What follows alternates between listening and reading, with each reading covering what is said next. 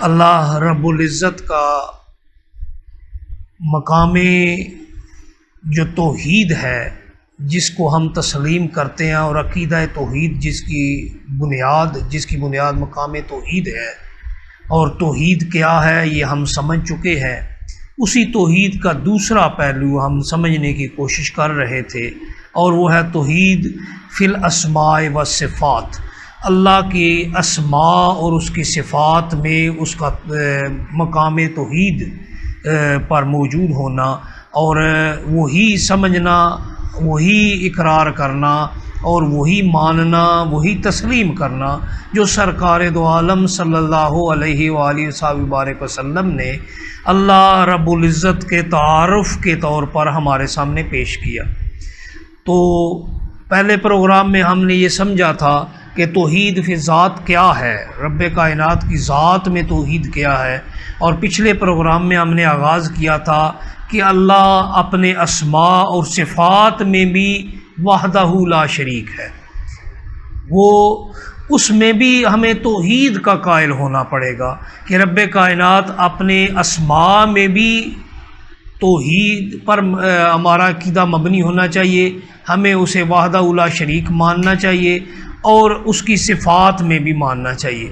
اسی کے تحت آغاز ہوا تھا، اور سورہ الانعام کی آیا نمبر 95 تا 103 کے مضامین کے حوالے سے گفتگو کا آغاز ہوا تھا، اور اس میں سے کچھ جو ابتدائی طور پر باتیں عرض کی جا چکی ہیں انہیں دوبارہ مختصراً دہراتے ہوئے ہم آگے چلیں گے کہ رب کائنات کی وہ صفات خاصہ جو ان آیات مقدسہ میں بیان ہوئی ہیں، اسماء اور صفات خاصہ، وہ کون کون سی ہیں؟ ان میں سے پہلی کیا ہے؟ فالق الحب والنوا، وہ کیا ہے؟ دانہ اور گٹھلی کو پھاڑ کر، اسے چیر کر، اسے کھول کر اس کے اندر سے پودے کو پیدا کر لیتا ہے۔ تو یہ اسماء و صفات اس کی پہلی ان کا آغاز ہوا۔ تو رب کائنات چونکہ قرآن میں حکم فرماتا ہے نا کہ قل ادعوا اللہ او ادعوا الرحمن، جب بھی اللہ کو پکارو، جب بھی ہے بھی آپ انہیں بتا دیجئے نا، آپ انہیں سمجھا دیجئے، ان کے علم میں لا دیجئے، انہیں یہ تعلیم دے دیجئے کیا کہ ادعوا اللہ، اللہ کو جب بھی پکارو تو اسے اللہ کہہ کر مخاطب کرو، او ادعوا الرحمن، یا اسے رحمان کہہ کر مخاطب کرو۔ ایما تدعو، جب بھی اسے پکارو تو فلہ الاسماء الحسنی، تو اس کے اسماء کیا ہیں؟ وہ حسین ہیں، وہ خوبصورت ترین ہیں، وہ حسنی ہیں۔ اور حسنی کے مقام پر جب فائز ہوتا ہے تو وہ یہ صفت مشبہ، اس میں مبالغہ کا وزن ہے حسنی، تو اس میں اتنی زیادتی پائی جاتی ہے کہ اس کے بعد کی حدیں ختم ہو جاتی ہیں۔ رب کائنات کی اسماء سب کے سب حسنی کے مقام پر فائز ہے۔ تو ان میں سے پہلی صفت ہم نے جو سورہ الانعام کی آیت نمبر 95 تا 103 کے تحت سمجھی تھی، وہ یہ تھی کہ وہ کیا؟ فالق الحب والنوا، وہی ہے جو دانے اور گٹھلی کو پھاڑ کر اس میں سے پودا پیدا کر دیتا ہے۔ دوسری اس کی صفت کیا ہے؟ مخرج الحی من المیت، وہ میت میں سے، ایک مردہ میں سے، ایک بے جان میں سے زندہ نکال لیتا ہے۔ وہ بالکل بے جان ہو چکی ہوتی ہے ایک چیز، اور اس میں سے زندگی پیدا کر دیتا ہے۔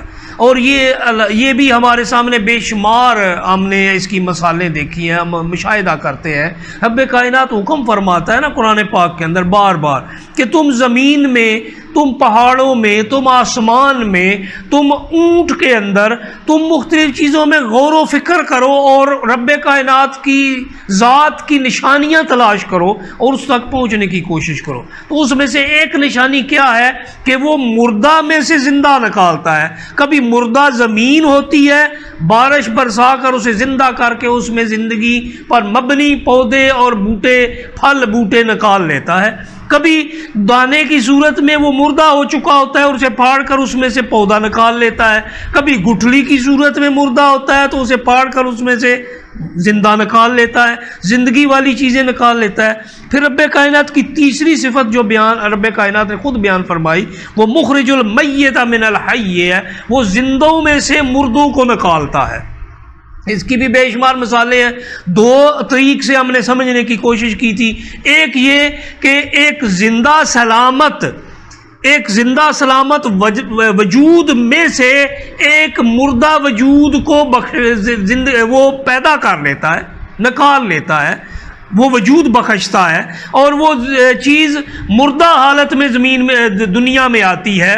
اور اس کی مثال یہی ہے کہ جب کسی زندہ شخص، زندہ انسان یا زندہ جانور کے ہاں کسی مردہ جانور یا مردہ جسم کی ولادت ہوتی ہے، پیدائش ہوتی ہے۔